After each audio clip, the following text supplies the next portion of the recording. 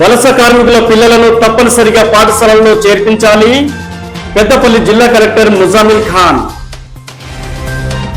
ముగిసిన వేసవి సెలవులు, మోగిన బడిగంట, భుజాన బ్యాగులతో బడిపాట పట్టిన విద్యార్థులు.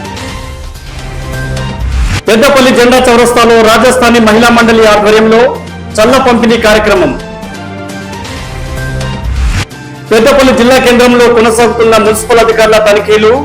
పానీపూరి, గోలేనాథ్ ఐస్ క్రీం వాహనాలు, కూల్ మిల్క్ ప్రొడక్ట్స్ తయారీ విక్రయ కేంద్రాల్లో సోదాలు.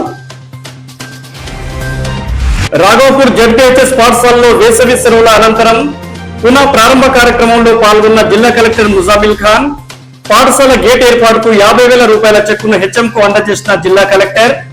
పాఠశాలలోని విద్యార్థులకు స్కూల్ యూనిఫామ్, పాఠ్య పుస్తకాలను పంపిణీ చేసిన జిల్లా కలెక్టర్. రాఘవపూర్ గ్రామ పరిధిలోని ఎన్డీఆర్ మరియు అవేస్ గోదాంలో గల ఎరువుల నిల్వలను తనిఖీ చేసిన పెద్దపల్లి ఏవో అలివేని.